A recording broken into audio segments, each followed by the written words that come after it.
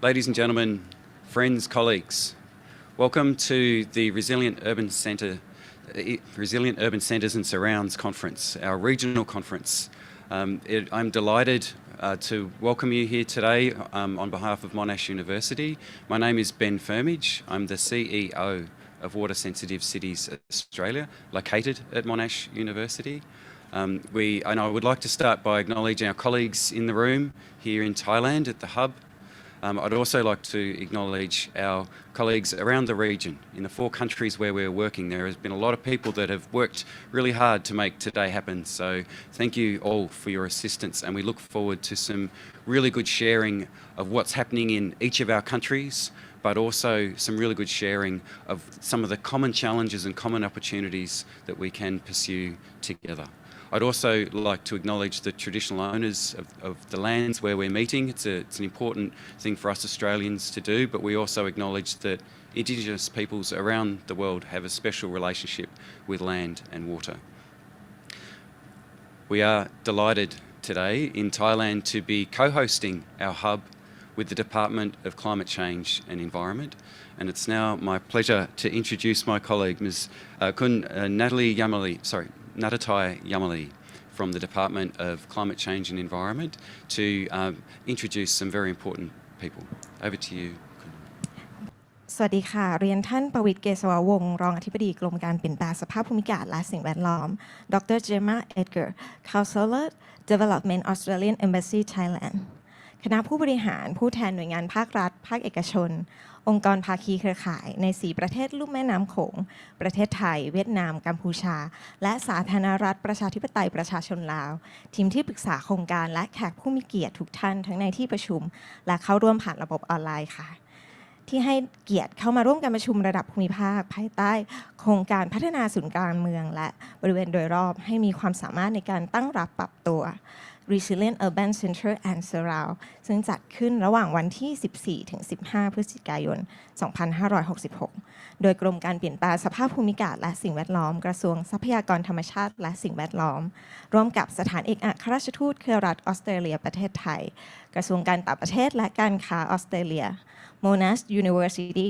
Water Sensitive City Australia และ International Centre for Environmental Management วันนี้เราได้รับเกียรตินะคะจากผู้เชี่ยวชาญของหน่วยงานต่างๆมาร่วมแลกเปลี่ยนมุมมองระดับประเทศและระดับภูมิภาคเกี่ยวกับการพัฒนาศูนย์กลางเมืองและบริเวณโดยรอบให้มีความสามารถในการตั้งรับปรับตัวนะคะซึ่งมีการแลกเปลี่ยนทั้งในรูปแบบออนไลน์และออนไซต์ค่ะโดยลำดับแรกนะคะเราได้รับเกียรติจากดร. Gemma Edgar Counselor Development Australian Embassy Thailand ในการกล่าวต้อนรับค่ะ May I invite Dr. Gemma Edgar Counselor Development Australian Embassy Thailand to deliver a welcome speech, please. Yeah, so good morning. I know it's early, but certainly good to have so many of you here at the Resilient Urban Centres and Surrounds Regional Conference. Can I begin by acknowledging our good colleague, Deputy Director General from the Department of Climate Change and Environment, Mr. Pavich. Thank you. Khop-kun-ka. But of course I acknowledge other Department of Climate Change colleagues in the room, but also partners, practitioners from across the Mekong sub-region, those of us joining us here in the room, but also those of us joining online. Do you want to interpret?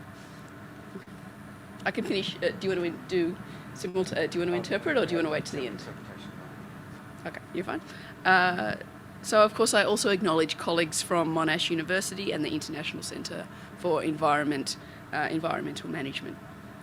I really am delighted to join all of you today at the first regional conference for the Resilient Urban Centres and Surrounds project. The program was launched at the beginning of November last year by Australia's Foreign Minister, the Honourable Senator Penny Wong, alongside Governor Chadchad, just here in Bangkok, in Lumpini, actually, to be precise.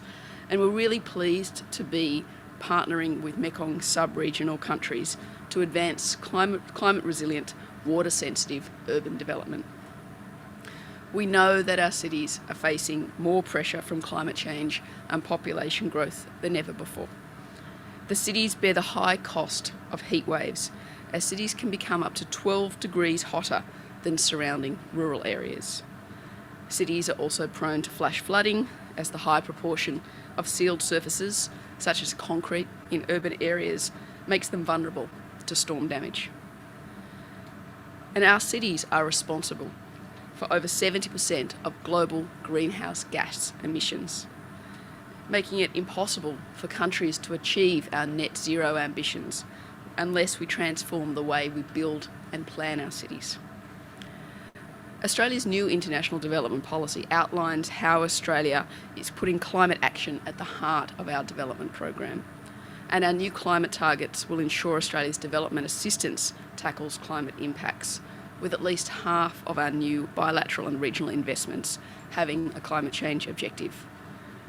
Furthermore, our Southeast Asia economic strategy enables us to work closely with Mekong sub-regional countries through the Mekong Australia Partnership to build climate resilience and sustainable water management practices.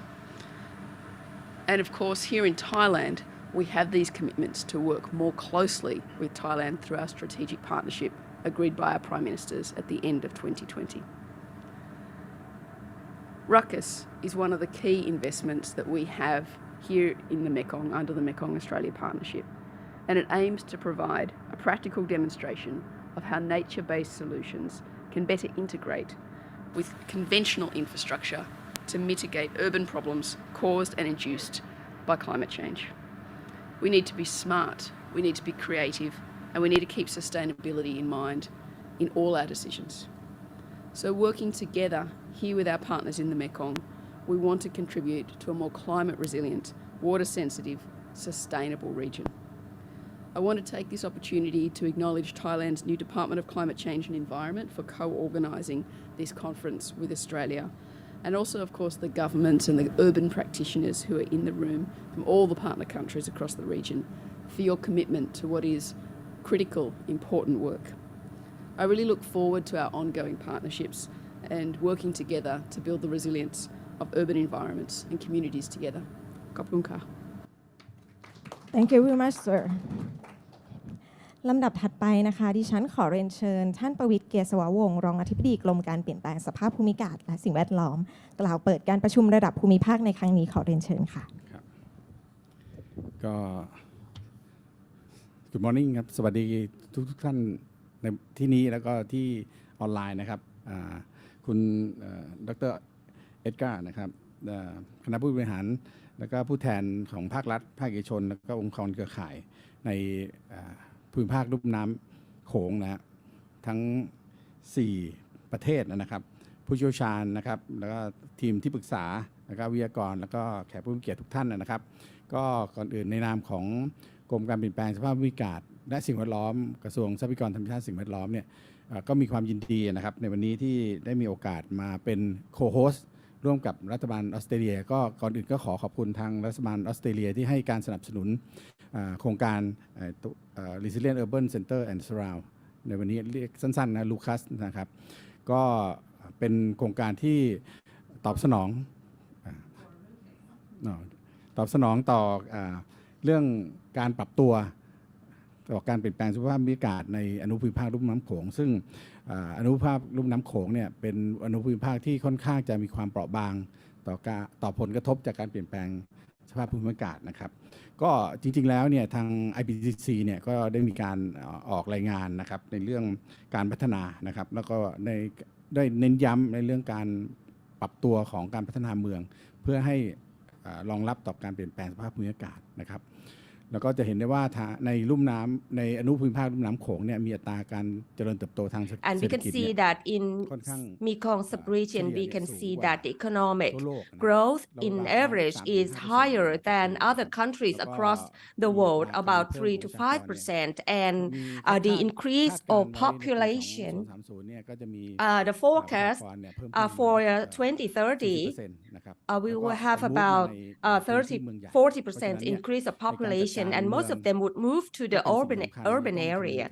So urban management is a very important issue. So actually, the climate change will become more and more severe, which will have the impact on urban development, urban growth, and in terms of environment, society, and many other aspects. And a nature-based solution, as mentioned earlier, this is another mechanism in management of the climate change. Many of you may already know that climate change and biodiversity or nature-based solution, all of these have to go together for sustainability. And in this project, we would also emphasize on water management as an approach to be implemented in 4 countries, in our 4 countries. Actually, this is the project that continues from our previous project between Thailand and Vietnam, but right now we cover the 4 countries in Mekong sub-region. So this is a good opportunity for these countries to work together and to share best practices. Actually, this meeting today is to follow the progress of RUCaS project. And as I mentioned, we will get to share knowledge and experience because we have experts, specialists from Monash University, and with the experts in sustainable development or sustainability management. So I would like to thank all of you who are here with us and those who join online for your time to share the knowledge and experience together.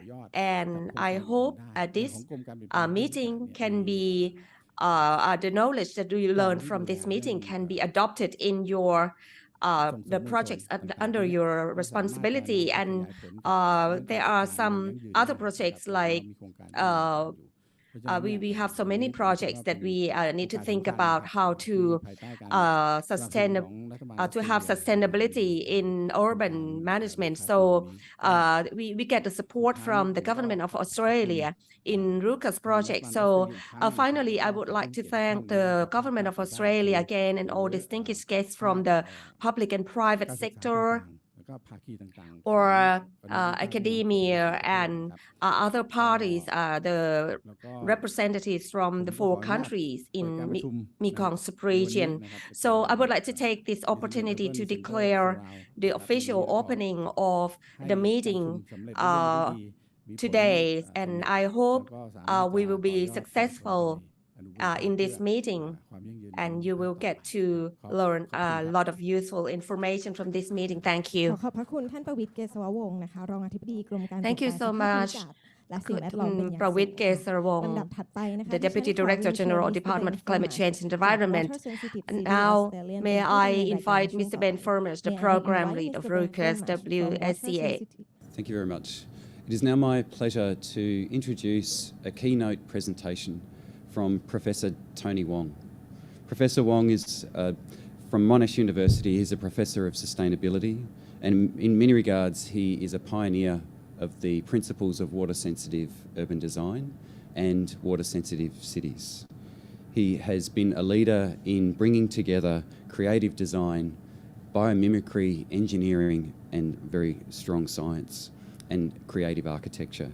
In 2010, Professor Wong was awarded the very prestigious Sir John Holland Award as Engineer of the Year for Australia. He is a Fellow of the Australian Academy of Technical Sciences and Engineering. His work is diffused throughout the world and is increasingly applied in developing countries. He's also awarded in 2018, he received the IWA, the International Water Association Global Water Award. So now please enjoy the presentation from Professor Wong.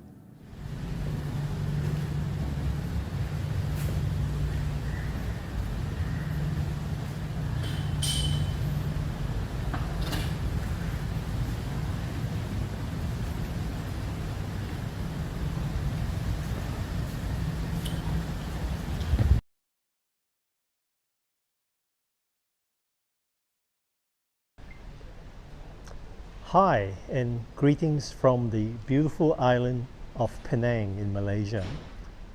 I'm delighted to have the opportunity to present my thoughts as a keynote at the RUCaS conference.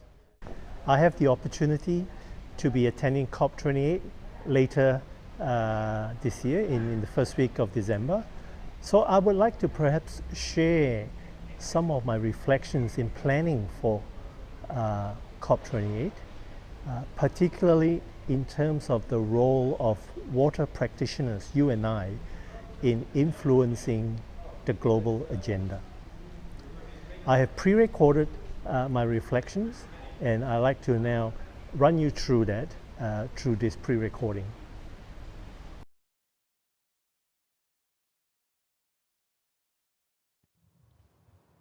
Around the world, the climate crisis is reflected in records being broken year after year. The effects often manifest as water-related extreme events. Impacts on community can be direct, such as through water security issues of droughts, floods, and environmental degradation, and loss of natural capital. Or they can be indirect in terms of food security, public health, and in responses to heat waves and wildfires. So the water sector plays an important leadership role in climate adaptation innovation, with water as a powerful enabler of urban livability, sustainability, productivity, and resilience.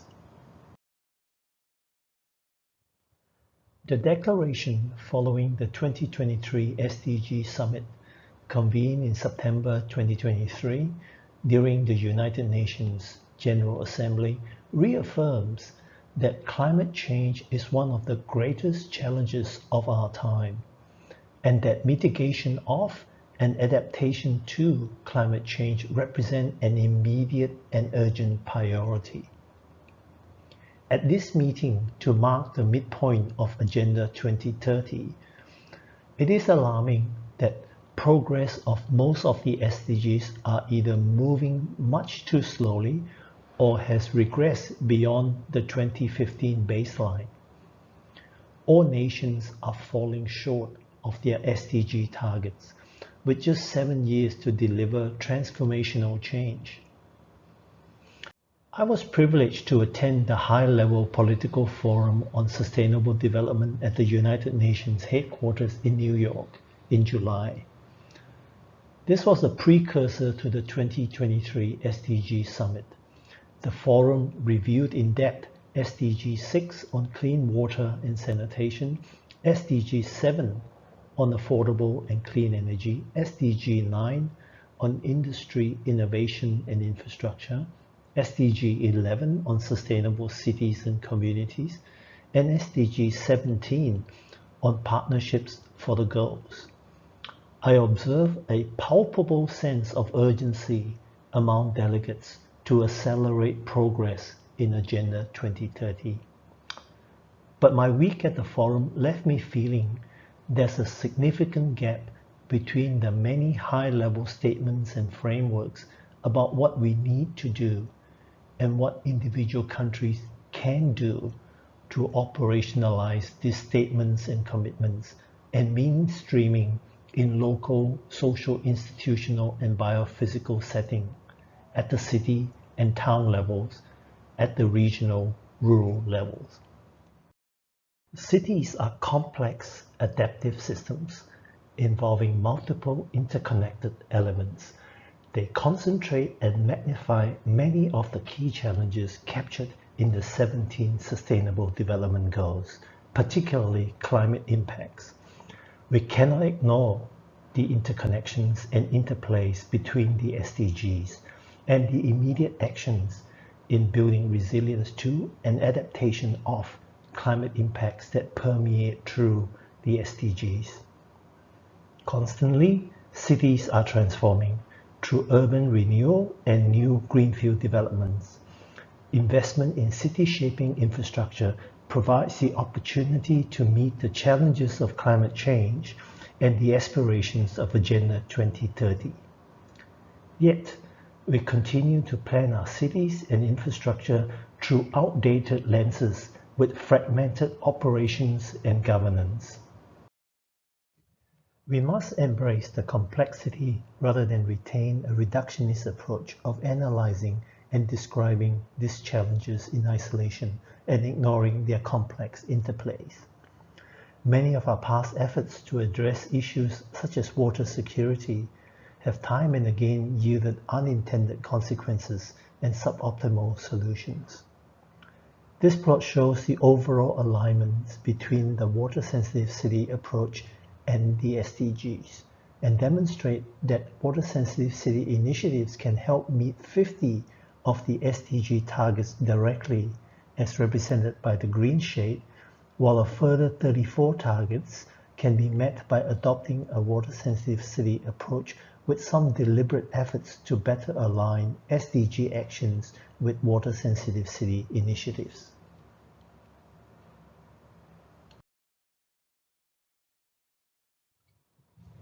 The integration of spatial planning and infrastructure planning underpins many smart urban systems around such frameworks as circular economy, environmental stewardship, ecosystem services, nature-based solutions for flood management, just to name a few. Corridors have a strategic role in framing the development of a city, both in terms of natural corridors and constructed corridors. Natural corridors, predominantly along rivers and waterways, would be fundamental to fostering sustainable flood management, while constructed corridors, such as transport corridors, would be embedded with nature-based solutions for water management, for stormwater harvesting, environmental protection, and flood detention and safe passage of stormwater to the river corridors.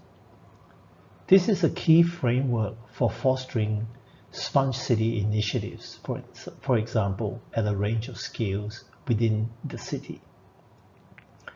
The whole of city transformation of the city of Kunshan is probably one of the great achievements of the CRC for water-sensitive cities. A partnership over a 15-year period now, we had the opportunity to influence the use of regional transport corridors in creating ecological landscapes for a range of ecosystem services, from flood protection, harvesting of stormwater, urban heat mitigation, increasing biodiversity, and enhancing urban livability through well-curated public open spaces. The regional scale flood corridors in particular serve an important regional flood management strategy for the city, for conveyance of large flood events that normal use of water-sensitive cities or sponge city practices are never intended for. These corridors then spawn the adoption of nature-based solutions for water management at a range of scale. At an allotment scale, where landscape designs have incorporated a number of nature-based systems for water cleansing, microclimate enhancement, and sustainable drainage initiatives. Along road and precinct scales, in demonstrating the role of contemporary road designs that combines nature-based systems for drainage, water cleansing, stormwater harvesting, and biodiversity connectors of pocket parks within a highly urbanized setting.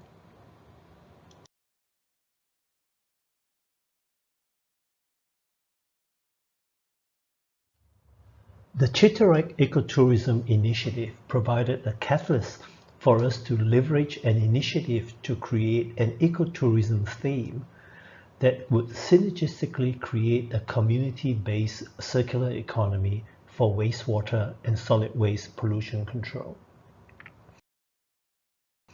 Here we have the opportunity to define what we thought were the 5 key bold moves we could take to frame the ecotourism initiative and to create the ecological landscape master plan for the precinct. These 5 key functional ecological landscape elements are developed around the following themes. 1. Waterway and riparian corridor rehabilitation.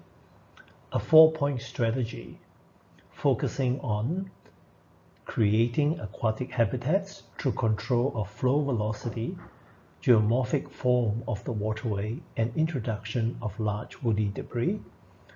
Stream bank stabilization through a combination of revetment and vegetation of varying stands and density. Recreating Oxbow Lake environment with emphasis on rehabilitation of ecological health and maintaining a healthy supporting hydrology and creating aquatic habitats. And finally, revegetation along the riparian corridor on either banks, and where opportunity exists, creation of riparian forest pocket parklands to enhance ecological diversity. The second bold move relates to the creation of tropical forests and associated nature adventure park, a reforestation strategy to recreate a tropical rainforest ecosystem coupled with ecotourism opportunities for treetop and ground level nature walks and canoe paddles on waterways and off-board lake. The third bold move relates to productive landscapes, a strategy to maintaining and strengthening the economic livelihood of landowners while promoting ecotourism opportunities that features sustainable livestock farming through low carbon farming, introducing a type of seaweed called Asparagus trixiformis to reduce methane gas emission from cows, and sustainable farm water management practices. Free-range farming of cattle and poultry, and feedstock for poultry derived from recycling of food waste through black soldier fly larvae production technology.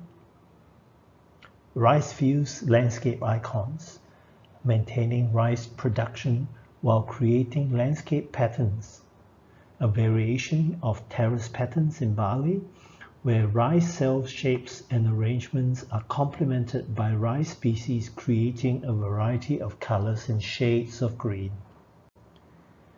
And finally, organic farming and aquaculture, the creation of high-value organic horticultural farming of vegetables and fruits, incorporating the use of organic fertilizer, and closed systems of water management to recycle residual fertilizers and seasonal crop rotation. The creation of high-value aquaculture using high nutrient feedstock from food waste using black soldier fly larvae production technology, and creating an opportunity for food and beverages around local produce and cultural cuisines. The fourth move is that of water-sensitive urban design, the incorporation of biomimicry in embedding nature-based solutions into urban environments in the villages for stormwater quality improvement and utilization as a resource, for safe sanitation services, and for land and water pollution control.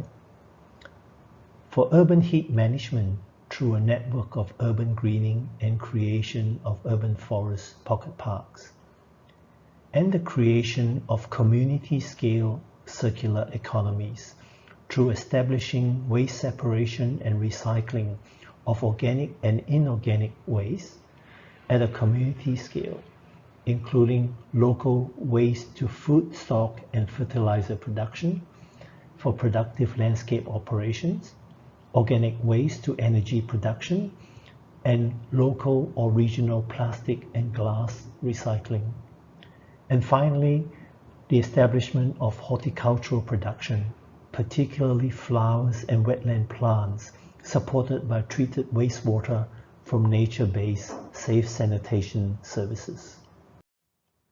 And the fifth move is that of the creation of regional wetlands for multiple ecosystem services, creating regional wetlands habitats for flora and fauna and promoting passive recreational and ecotourism opportunities, promoting ecosystem services related to water quality improvement of the Chitterick River during dry weather flow conditions, and capacity for flood detention for regional flood mitigation.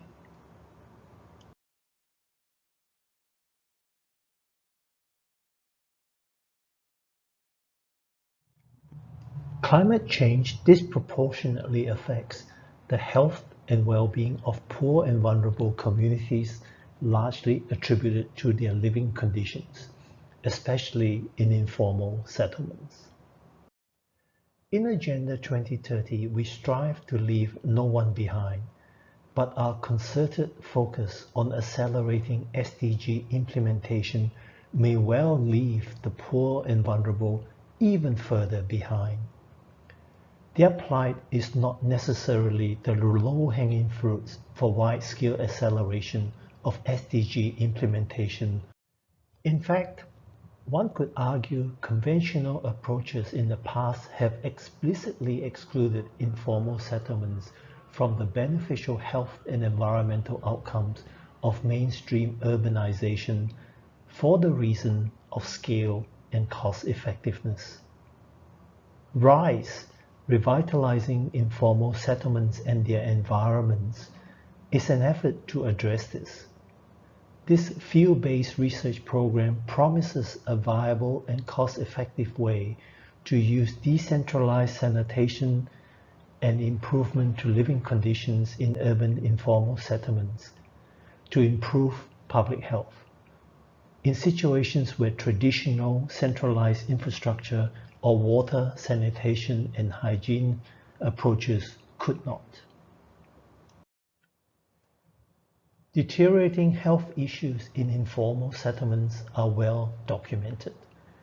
Diarrhea and pneumonia are the two main worldwide killers of children under 5. Gastrointestinal infections are highly prevalent in informal settlements. Inadequate water supply, sanitation, and drainage in crowded environments lead to fecal contamination of soil and water. Secondary effects include intestinal inflammation, stunted growth, and poor cognition.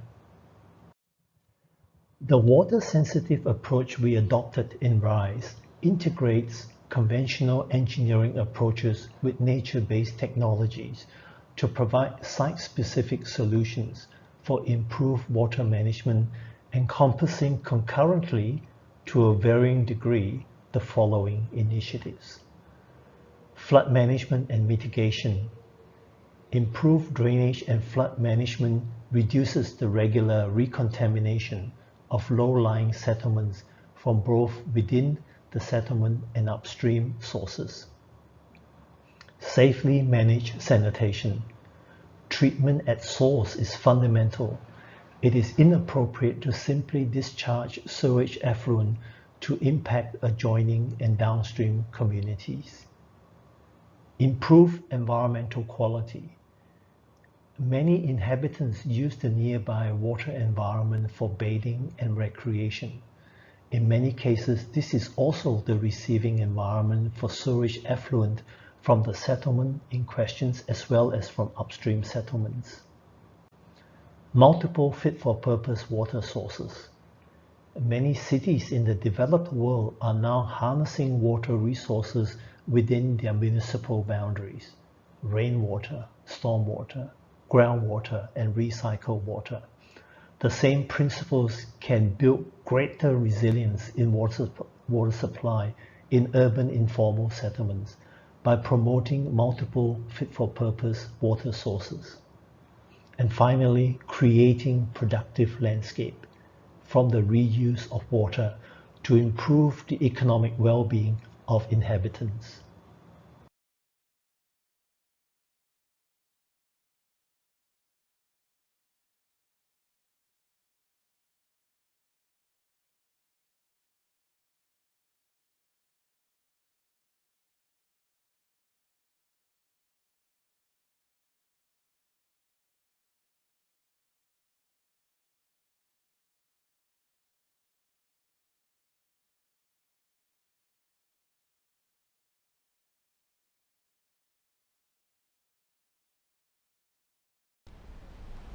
In lamenting on the need to operationalize the high-level commitments made to undertake climate actions, in conjunction with or as part of global commitments to accelerate the implementation of the SDGs, I reflected on the importance of the old saying of thinking globally and acting locally. All of us have an important role in seizing the opportunity of our individual roles and practices and responsibilities in realizing the synergies that come with our preparedness for collaborative action and the integration of scope, functions, and investments. Operationalizing the global agenda requires us to understand context from a biophysical, institutional, and social dimensions. It also requires us to look beyond the specific remit of our work scope. I've given 3 examples at 3 quite different scales and contexts of what we can do, the role of nature-based solutions in them, and the different frameworks of the role of water-sensitive cities interventions. I do hope that you will also realize from these examples that nature-based solution is not the silver bullet that many may suggest or imply, but that they are most effective when combined in a form of hybrid green-gray infrastructure.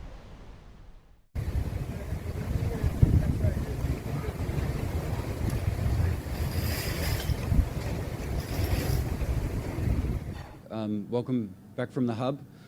Some very thought-provoking and insightful words from Professor Wong there, providing some very practical examples of the concepts of nature-based solutions, circular economy, and building resilience through community engagement. Those examples show the broader application of nature-based solutions, working with community and working with large-scale infrastructure in other parts of the world.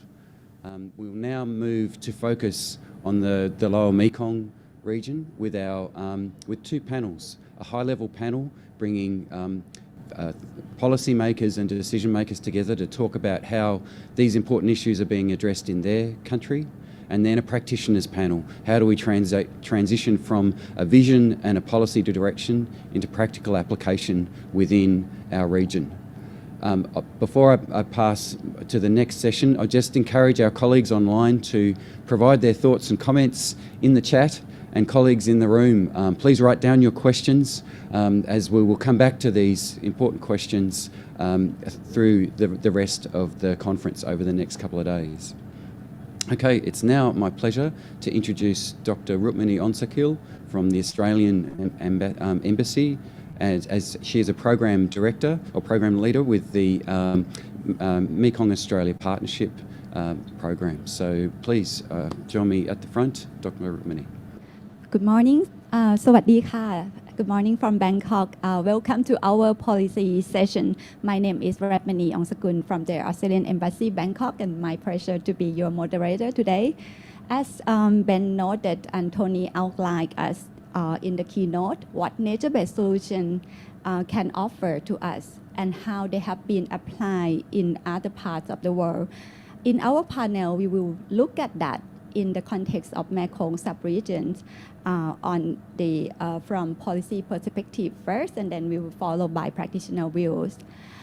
We have today 4 panelists from Thailand, Cambodia, Vietnam, and Laos, and they will present us the key climate and urban challenges and the policy intervention so far, including how we can apply nature-based solutions to one of our policy interventions. May I now first invite our first presenter who are with me today, Ms. Rosarin Amon Pitakpun. She's the Director of Climate Change Adaptation Guidelines and Capacity Development of the Thailand's new Department of Climate Change and Environment. Kun Rosalind has been working in the climate change world of Thailand. She's been developing Climate Change Act, involved in climate finance and carbon pricing instruments, and now responsible for developing climate change adaptation, including formulating and implementing nature-based solutions. So very well experienced in our panel. Kun Rosalind เรียนเชิญค่ะ ขอบคุณนะคะ Thank you คุณรัตมณีนะคะ and may I please allow me to speak in Thai about the resilient urban centers and surrounds or RUCaS. I would like to share with you regarding the RUCaS in Thailand. I would like to share with you the policy, the implementation of this project so far. เป็นสไลด์ถัดไปเลยค่ะ Next slide, please. คงต้องเริ่มก่อนว่าในเรื่องของ Let me give you the background. In Thailand, we focus on measure-based solution, and we have 3 levels of plan. The first level are talking about the national strategy, the 20-year national strategy, talking about climate change as well. And the level 2 of the plan focus on the master plan under national strategies, for example, the social and economic development number 13, and also other plans focusing on draft acts and also greenhouse gas database. And the third level of the plan is talking about the master plan for climate change, resilience, adaptation, mitigation, and enabling environment. And also the plan on the adaptation plan. Right now we have the draft of NAP plan already, and we are ready to present the plan to the committee, the climate change committee, and also to be presented in the COP meeting in Dubai this year. So these are the 3 levels of the plan. And this is to show you the Thailand's climate change master plan. This is our framework that will involve the climate change of Thailand and how to be resilient, and so that we can have low carbon emission in Thailand. And we have 3 implementations. The first part is adaptation to climate change, mitigation to reduce greenhouse gas GHG emission, and also the third part is enabling environment to be resilient to climate change, development of database mechanism, and also international partnership to drive forward the implementation to mitigate climate change impact. And in terms of National Adaptation Plan or NAP, we have the integration of different issues related to climate change adaptation, so that relevant agencies can work on this, and also to drive the adaptation capability of Thailand. The content of this plan covers 6 elements: water management, agriculture and food security, which is very important in Thailand, tourism, public health, natural resource management, and also human settlement and security. So the National Adaptation Plan will be presented to the National Climate Change Committee on the 16th of November, and then to be proposed to the cabinet and also presented in the next COP meeting in Dubai.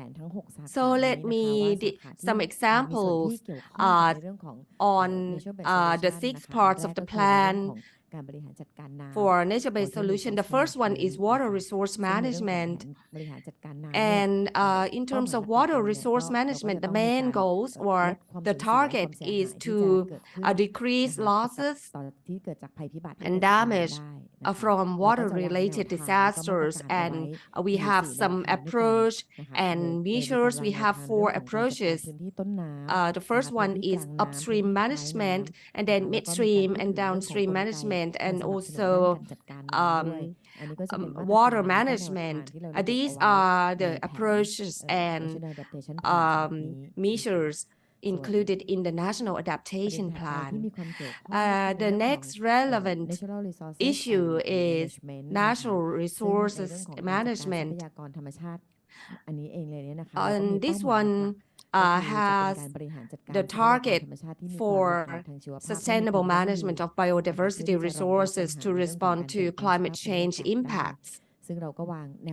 And we set out the approaches for land management and marine management, marine and coastal ecosystem management, and also other supporting mechanism for biodiversity. So these are the guidelines that we identified in the NAP plan. And the next element is the human settlements and security. And under this element, the main target is to allow the public, community, and cities to be ready and to have the capacity for adaptation to climate change or resilient to climate change. So in terms of human security or human settlements, these are very important issues. And urban management,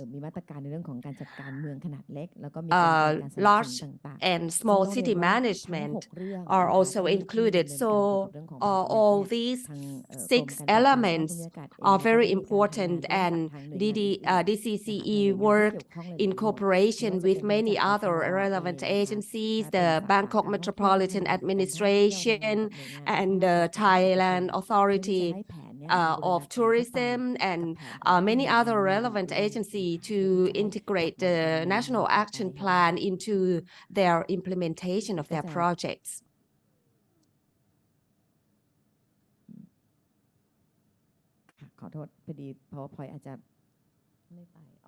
Sorry about that. We are waiting for the next slide.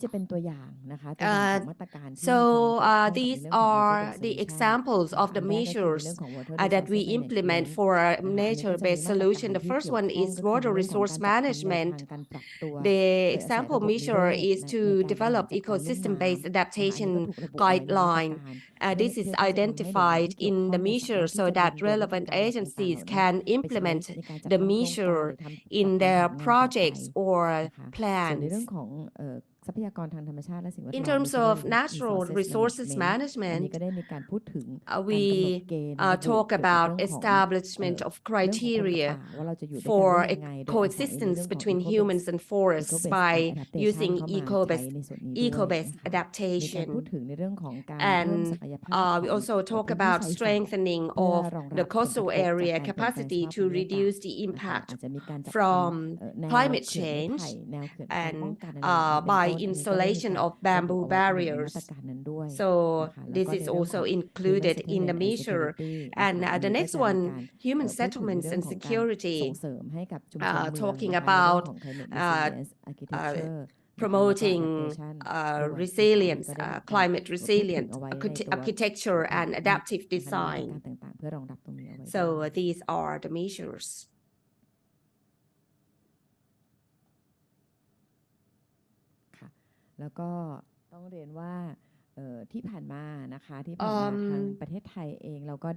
In the past, in Thailand, we have implemented some projects with the Australian Embassy as well.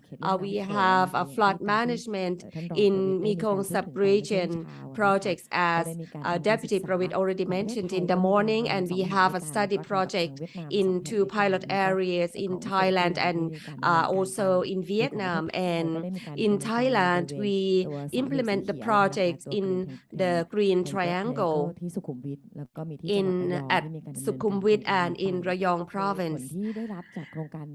The outcome of this project, we got to strengthen the development of human resource in terms of climate change resilience so that they can choose the nature-based solution which is suitable for their context, because nature-based solution might not be the answer for all areas with different patterns. So we need to implement different pattern of nature-based solution according to the context of that specific area. So this is the policy proposal for the government and the policy sector to implement.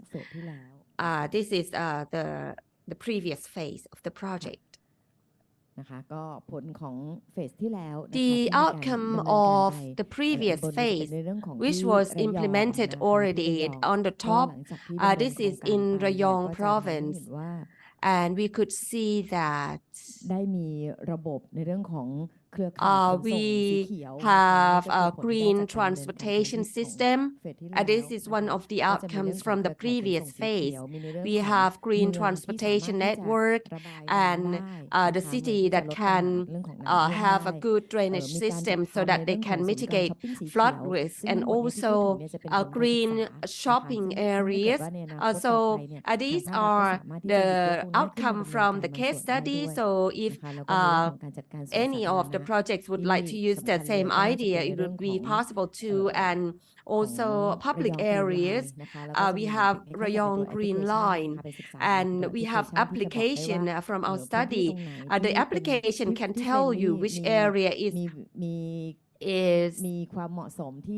suitable for the tourists to visit, or which area is very accessible and people are happy in those areas. So the government might build on these studies in their projects as well. Another area included in the green triangle, this is a functional design in Benjakiti Park, and the study is conducted in that community and with the effort to reduce the flood risk and how to manage the community, and we use nature-based solution to help us as well. So in the future, the government might use these as the case studies. And this project in October last year, I'll just give you the brief introduction. I will give you the details in the next session. This is implemented in 4 countries, and Thailand is one of them. In Thailand, we have 2 locations, Bung Makasan and Onnut. So Onnut Urban Forest Park and Makasan Wetlands. And right now, แล้วก็การลงพื้นที่สำรวจในพื้นที่ของที่อ่อนนุชด้วยที่จะวางแผนในการดำเนินงาน and we also conduct survey in the area so that we can use what we learn with our project in the future. So this is me telling you how the Thai government focus on the climate change issues. We have planned level 1, 2, and 3 of the plan. All of them focus on the issues, and we also have the climate change national action plan, and we also have the 6 measures. And the first, as I mentioned, water management, natural resources management, and also human settlements and security. All of these focus on nature-based solution, and this project is one of the projects to so that we can have the measures that are consistent with our national action plan. That's the end of my presentation. Thank you. Thank you so much, Kun Rosarin. So Kun Rosarin has outlined as the national adaptation plans and also linked to what nature-based solutions is in that plan. She also assured us that nature-based solution is already in the Thai policies and guidelines going to be developed. And thanks also for Department of Climate Change and Environment to support the program as well. We are very grateful that we have such a support from your team.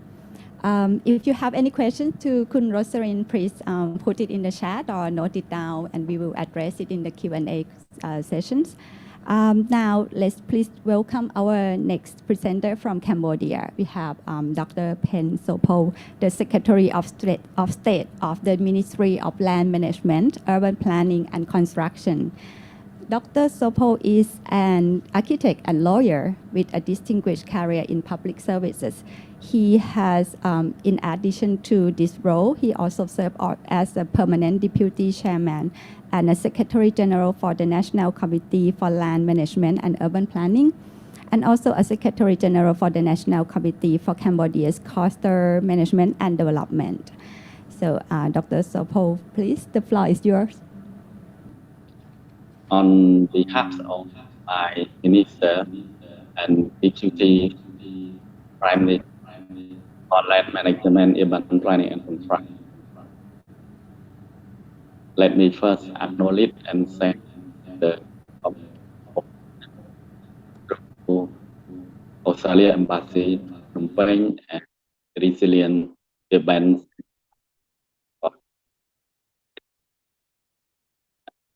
for inviting us to participate the regional on NBS.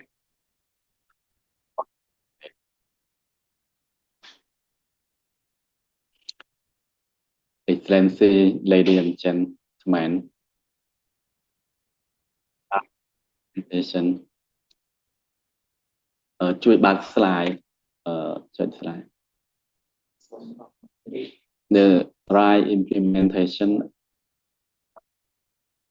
of win-win policy and government strategy lead Cambodia is grow at average annual rate 7%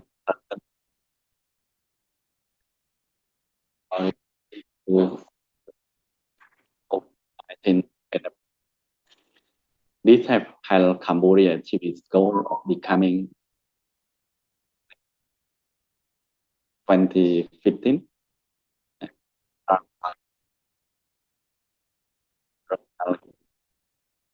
of centralization of authority and public service provision. It meant to support the royal government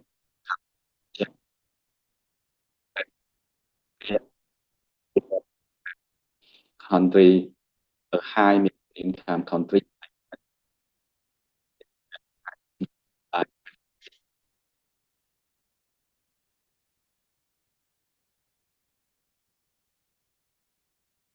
With the great success in fighting COVID,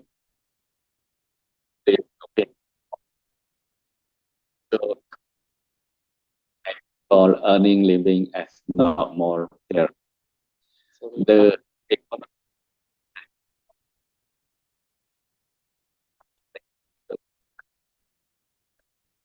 government of Cambodia through introduction of step-by measure that have a 2% in 20 and it grow 5.6% in this year.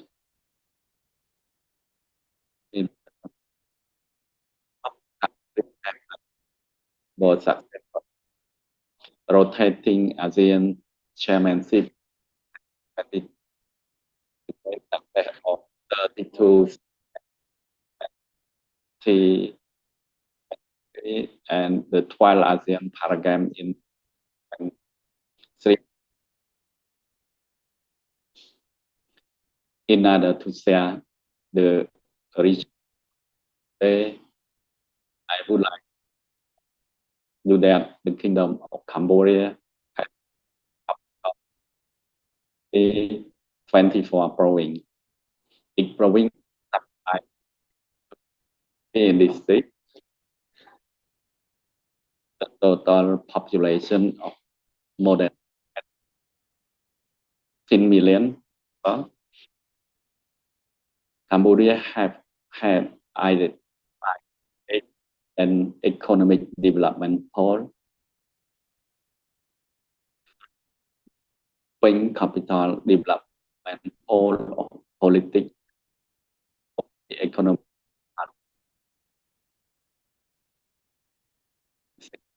Siem Reap Angkor Wat development pole of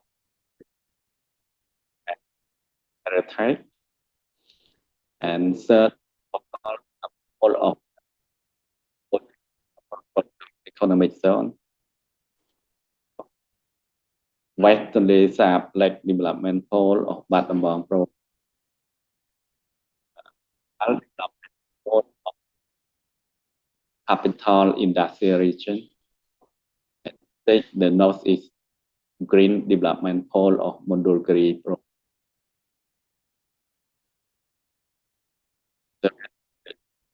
The fire province, and the egg is the green make development of Mekong, Cambodia.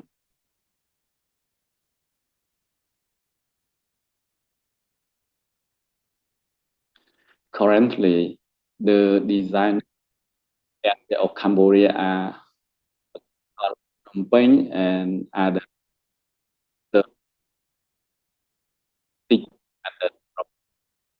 one district center with urban characteristics and challenge are now emerged.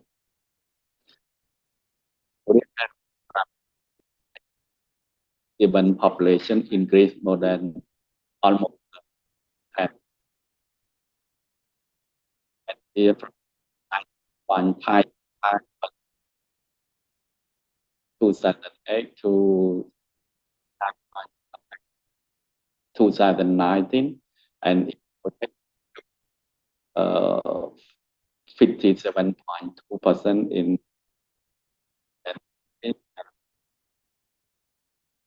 60.10% in 2050.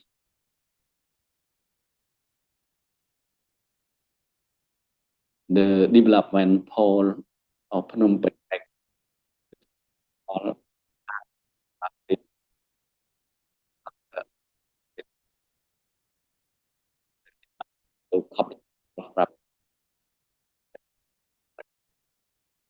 surrounding urban area to urban and expanded Phnom Penh character, resulting in establishment of the so-called but depending satellite city and this rapid growth has come about and its population of more total even then you Phnom Penh have a high density.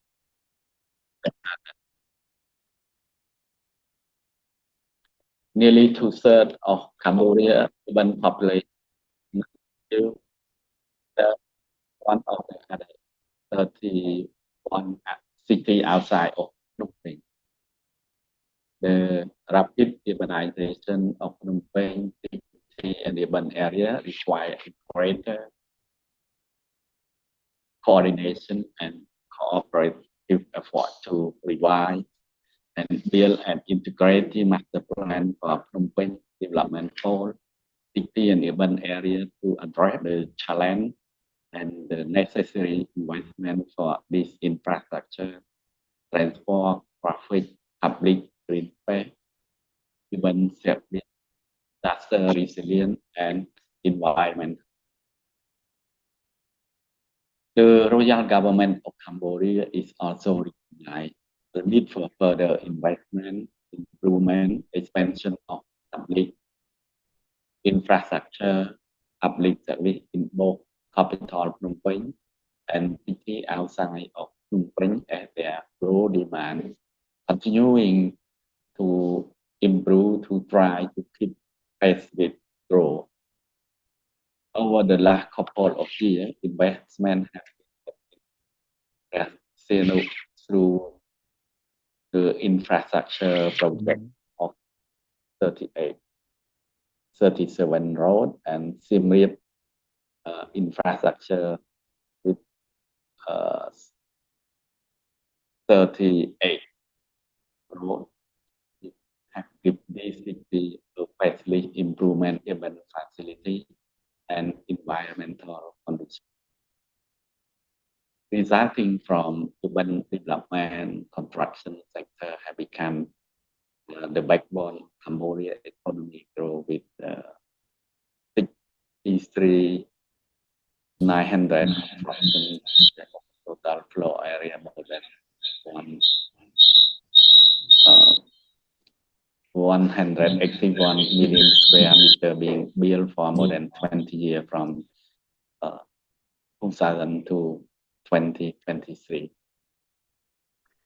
In order to answer the challenge and to achieve the Cambodia vision, the royal government of Cambodia launched the Pentagonal Strategy Phase 1 for growth, employment, equity, efficiency, and sustainability by adopting 5 key priorities, focusing on first, human capital development, second, economic diversification and competitive enhancement, third, the development of private sector and employment, fourth, the resilient, sustainable, and inclusive development, fifth, development of digital economy society through building resilient in 5 priority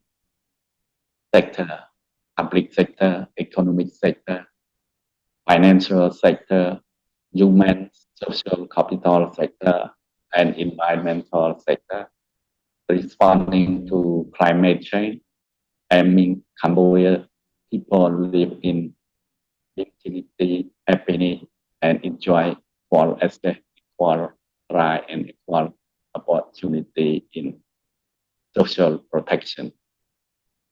In this regard, the royal government of Cambodia promotes the sustainable urban rural management and development for resilient, sustainable, and inclusive development through many sector policy, law, regulation, such as national policy on spatial planning, the comprehensive land policy, housing policy, digital economy, and social policy framework, digital government policy, and environmental code, law on construction, and other sector law policy regulation enacted and enforcement.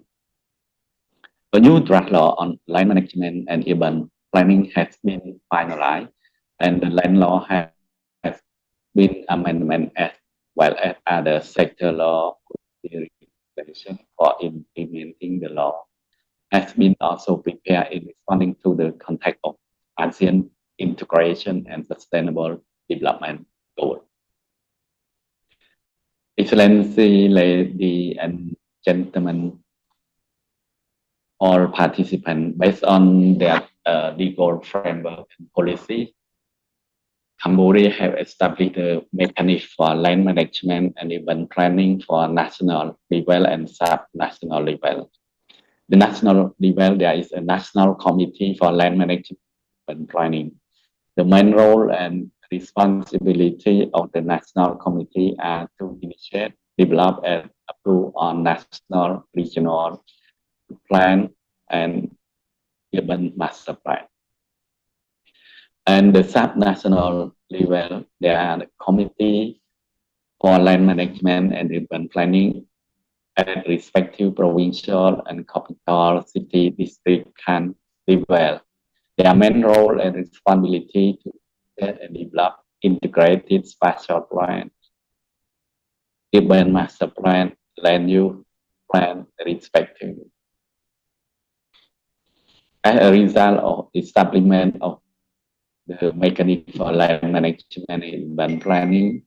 We are developing different plans for each respective level, national, regional, provincial, capital, district, and municipal and commune. So far, there are a couple of master plan like Phnom Penh, provincial spatial plan, and city master plan has been prepared and approved into official use. The concept of sustainable, green, digital, smart has been integrated into approved master plan, and affordable technology make it possible for city to scale up solution and effectively. The smart technology may enable residents to produce information for city management and also disaster resilience. So far, smart city has been implemented different projects in Cambodia, such as in Phnom Penh, Siem Reap, Battambang, in the framework of ASEAN cooperation, and Sihanouk, Bandar, Kampot, and other growing along the GMS corridor. Excellency, ladies and gentlemen, through the cooperation between Cambodia and Australia, the Resilient Urban Center and surrounding RUCaS program has been initiated to Cambodia in the Arisat city of Bandar and Phnom Penh, and Battambang city of Battambang province by incorporating nature-based solution and economic evaluation into planning. The regional conference and the next training are very important to provide the opportunity to hear, to learn more from Australia and our GMS country on their challenge, progress, and experience.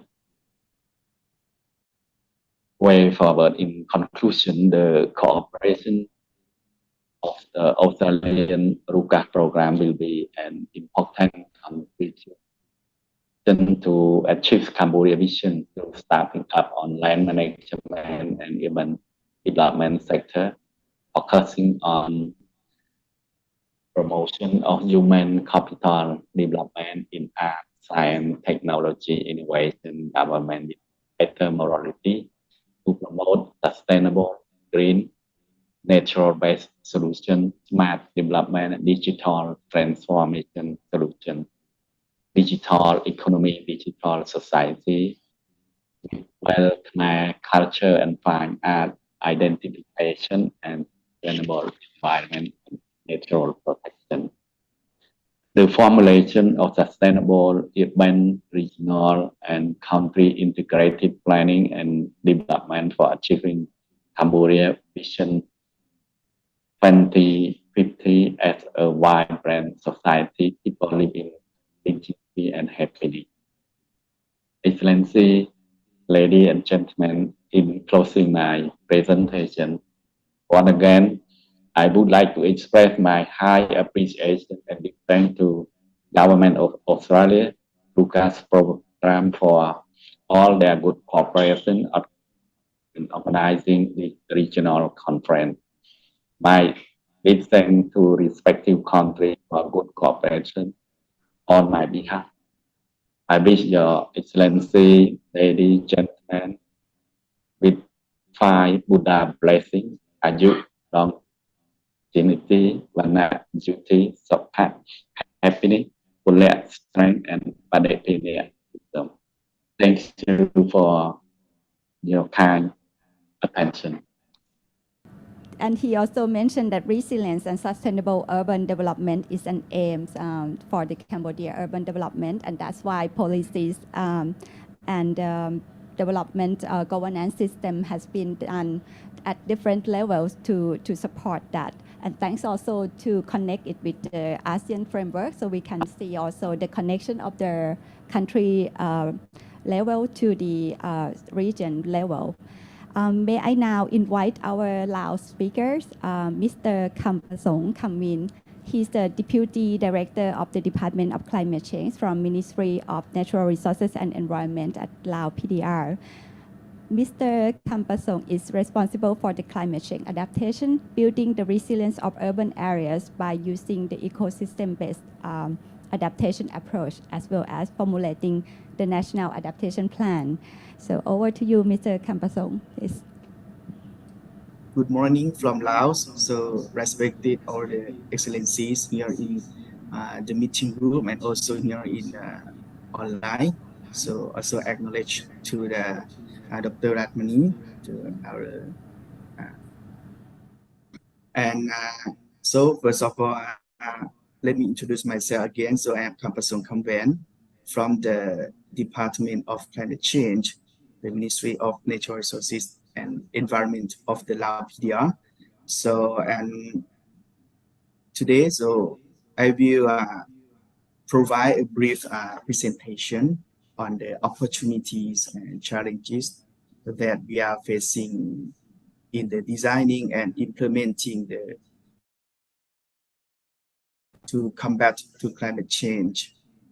So, and today's presentation so would be the overview of Lao PDR in the introduction of NBS approach, and also the opportunities and challenges we face, and also finally the way forward to involve NBS into the Lao PDR. So first, I will briefly provide some insight regarding the Lao PDR and the climate context.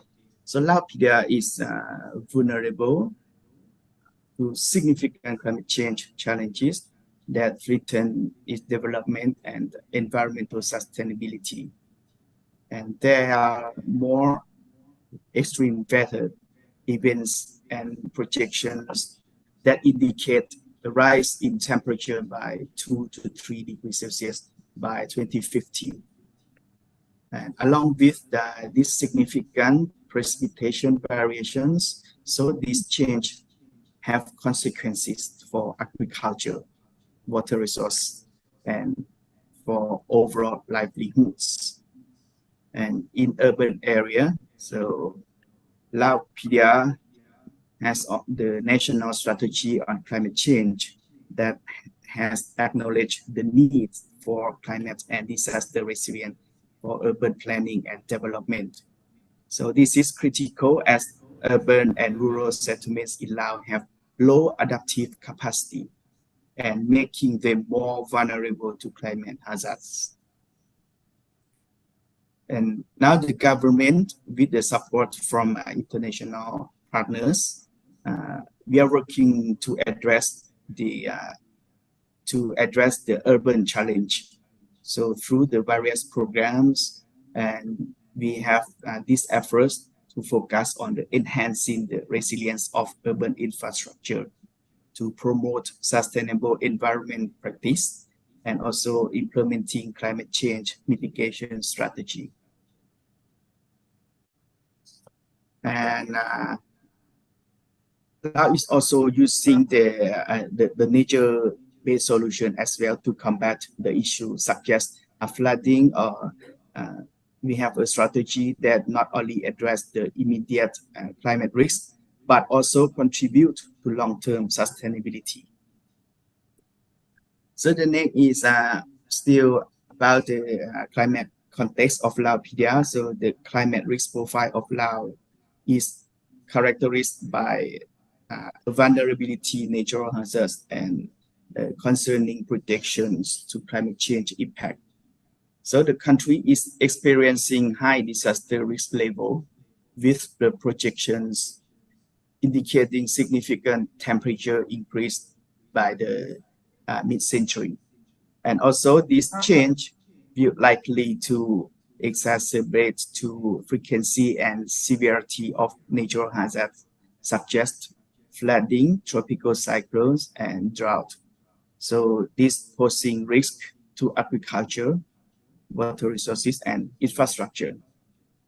For the development, all the sectors are trying to exploit the natural resources as the poverty remains prevalent and a large proportion of Laopedia's population is dependent on agricultural activities and as the primary source of livelihood. And another thing is that climate change is likely to impact the country and its inhabitants strongly. So due to the low socio-economic development, so the government along with the international partners, so we have been working on adaptation strategy to reduce the vulnerabilities and increase the resilience to climate change. And next, it will be about the nature-based solution approach that Laopedia is now using. So regarding the NBS in Laos, we have now 2 projects is ongoing about the ecosystem-based adaptation and ecosystem-based solution. So the ecosystem-based adaptation activities are focused on the building climate resilience in both urban and rural communities. So these activities include strengthening technical capacity, enhancing knowledge management for EPA, and also developing the integrated climate resilient flood management strategy. And the project focuses on utilizing the natural system to support adaptation efforts to the adverse effect of climate change. And this approach involves conservation, sustainable management, and restoration of ecosystems. This is to provide the services that help adapt to the impact of climate change, such as flooding, erosion, and drought. And furthermore, Laopedia has also included the nature-based solution to enhance the urban resilience against the climate-induced flooding. And we have still another project, a significant project granted for 10 million by the Green Climate Fund. So this project aims to use the nature-based solution approach to mitigate the flood risk in the cities, for example, in Vientiane capital, in Boli Kamsai province, Savannakhet province, and also Champasak province.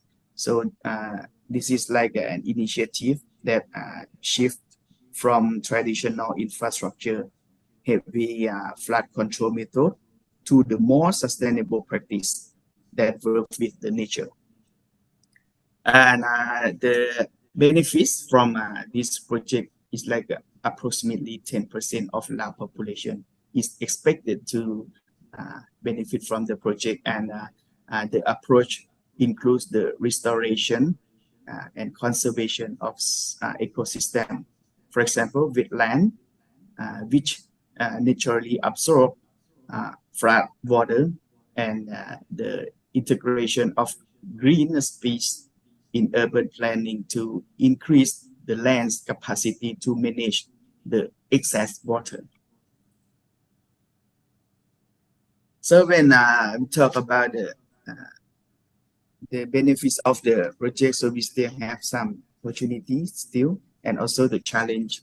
So for the opportunity of applying the nature-based solution or the ecosystem-based adaptation, so the opportunities are to reduce the vulnerabilities to climate change.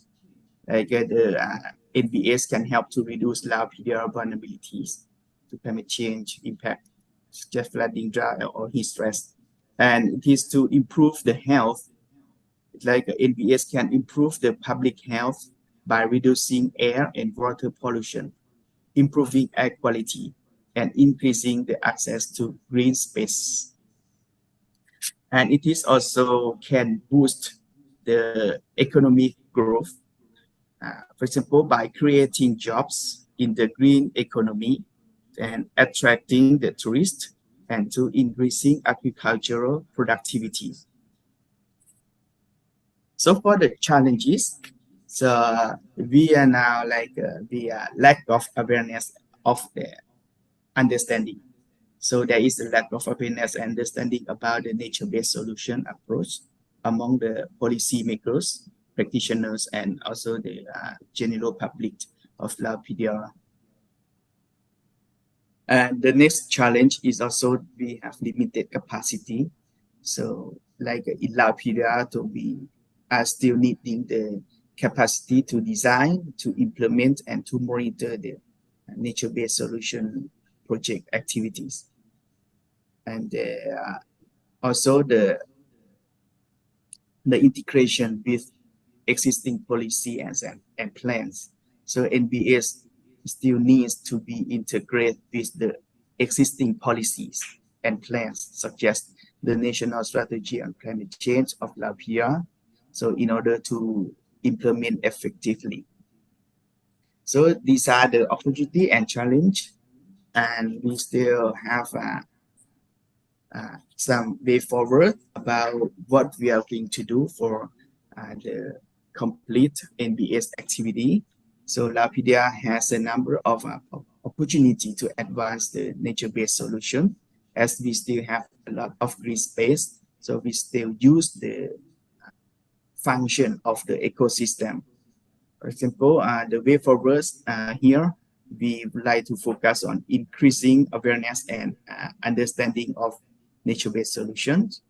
So there is a need to raise awareness and understanding to the policymakers and the general public in Lao PDR.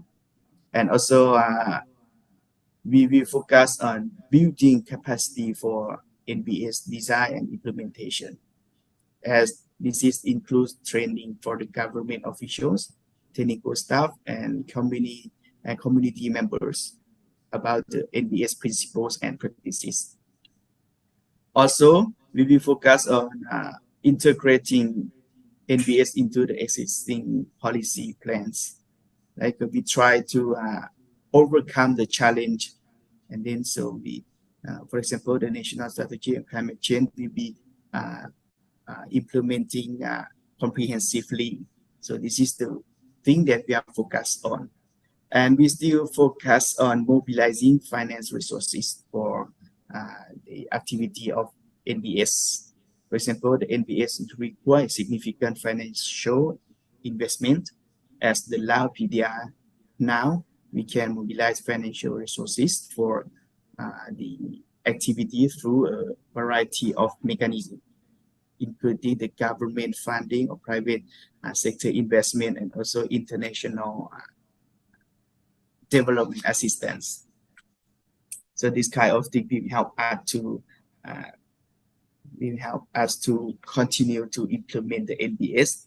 And still, in addition to the key area focus, so we can also advance the NBS by ensuring that nature-based solutions are designed and implemented in a participatory and can be in inclusive manner.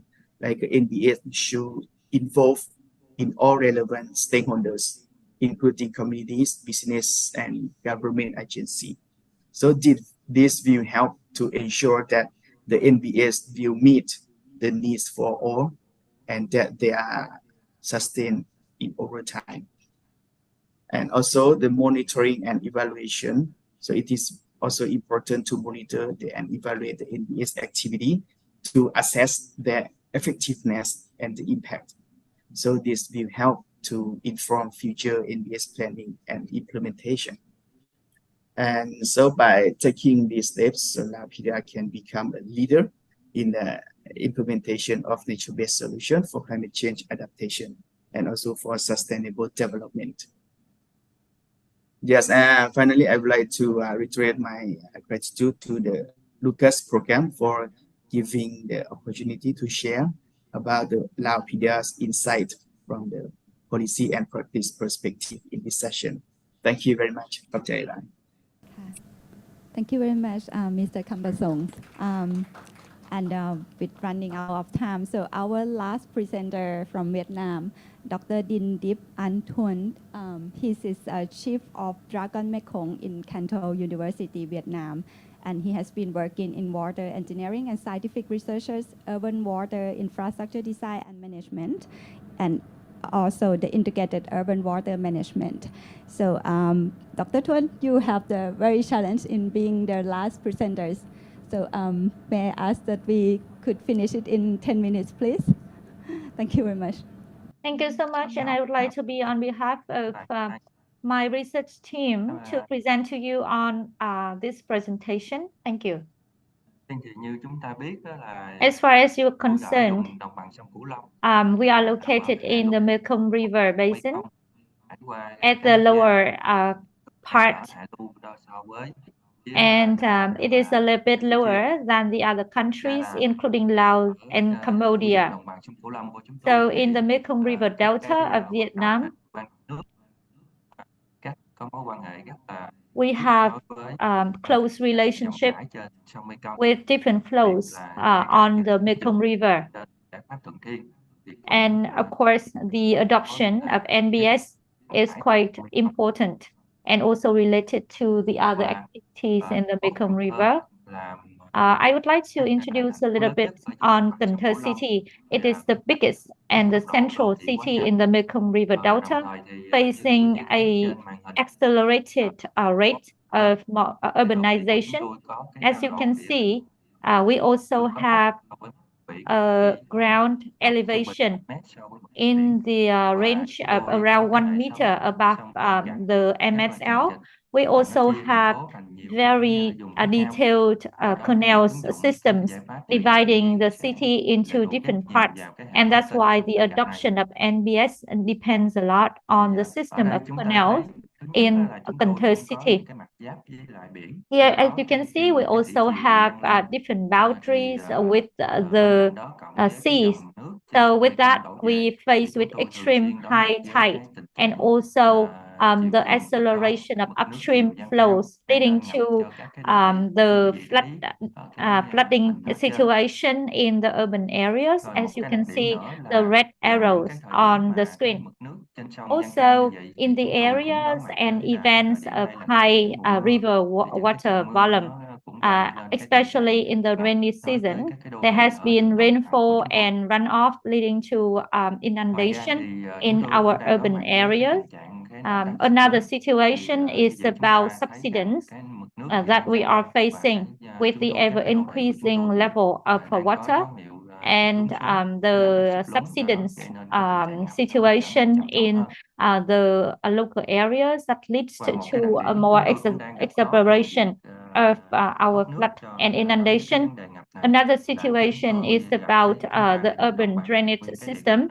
As we can see, this is a kind of floodplain area, and when we designed the urban drainage system, we have to make sure that there would be the slope level or elevation. However, it was not quite properly designed, and in the high tide level, with this tide and inundation, it also reduced and limited our drainage capacity in the urban areas.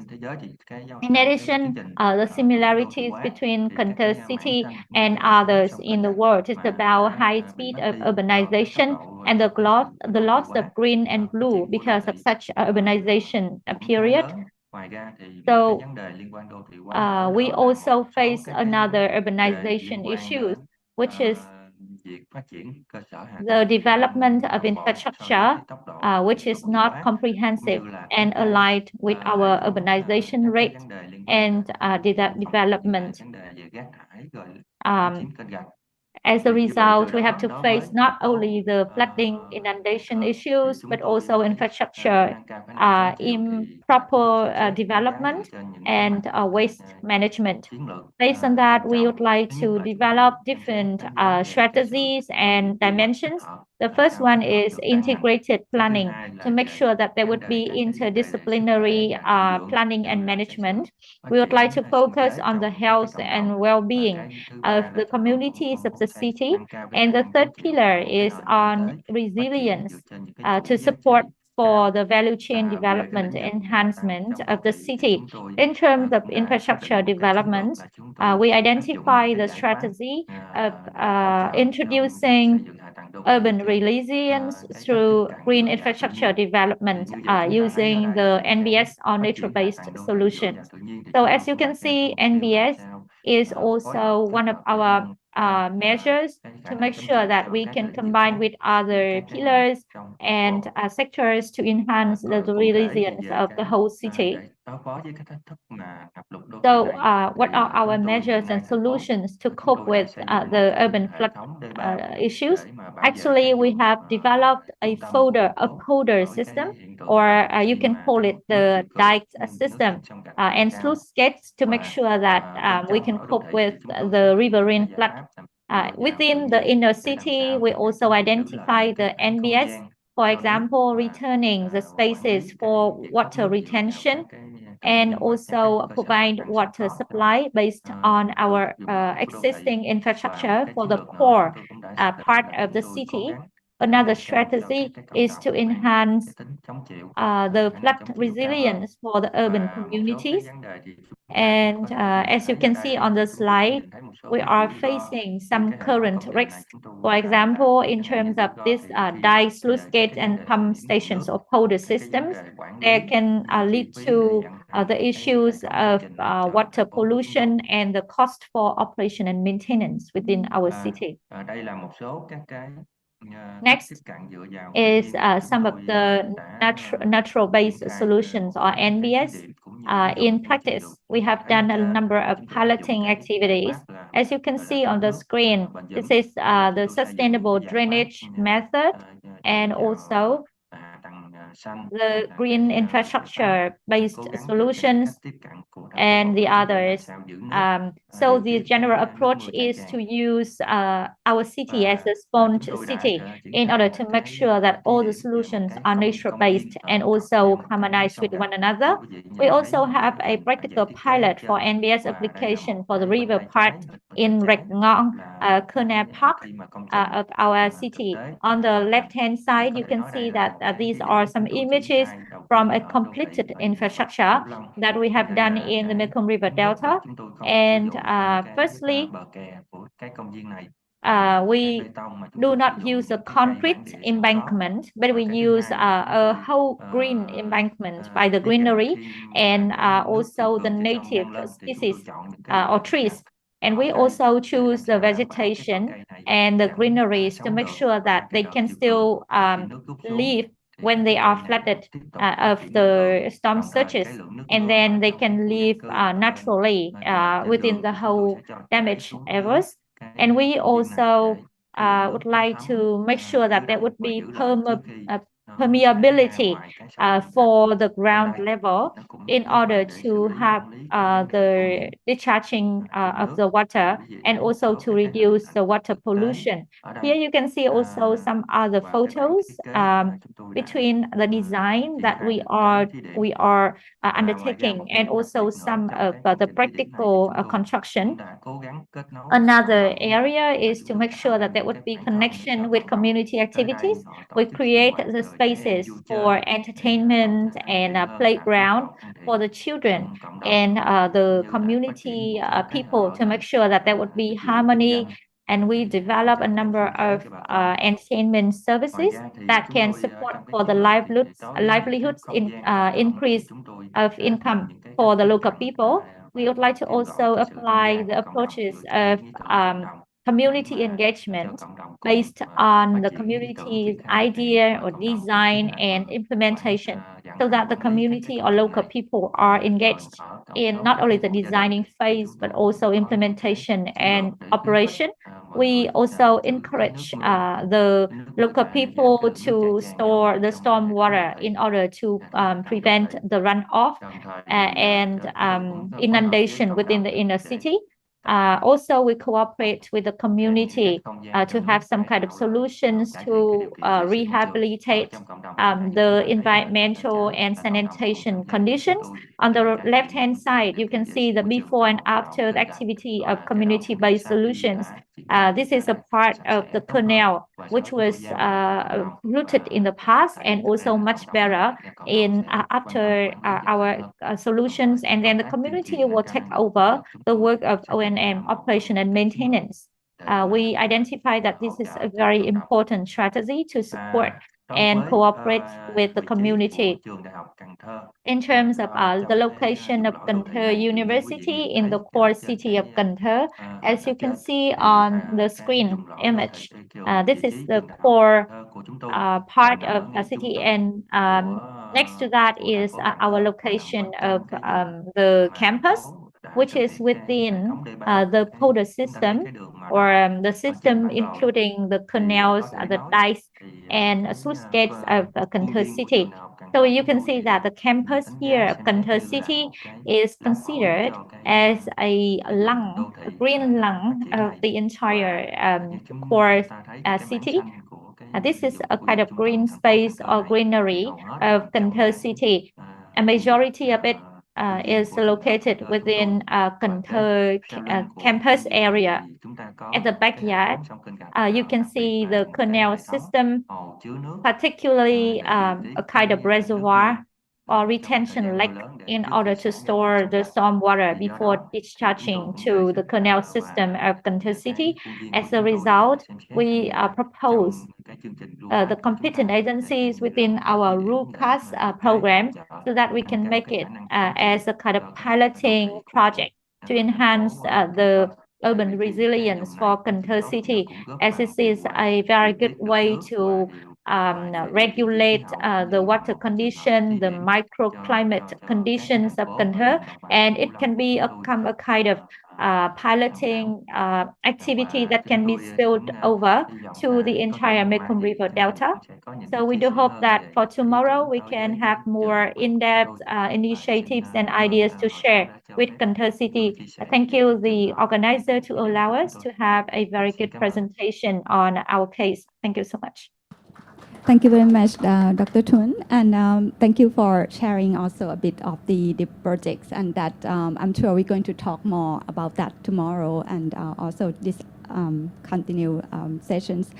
And thank you also to all speakers. I think we have heard both similarities and unique urban and climate challenges from each country, as well as their initiative to try to apply nature-based solutions. I'm sorry that I'm told that we are run out of time for the Q&A session, but we will try to collect your questions in the chat. So please put your questions, your reflections. You may also share your experience in relation to our speakers, and we will try to address it in the following session or tomorrow.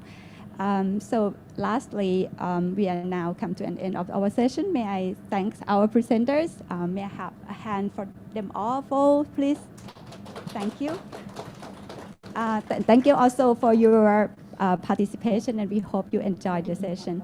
So may I now return the floor back to our host for the next sessions. Thank you very much. ขอบคุณค่ะ That was been a very rich session to open our conference, and particularly to get those reflections after Professor Tony Wong as well. It's really set up the conference for the next day and a half. So what we're going to do now is have a break. We've all earned a break. So we'll have 15 minutes break and then return back to the conference to hear another panel talking more from a practitioner's level. So people who have been working on MBS on the ground, sharing their lessons learned and their success stories with us.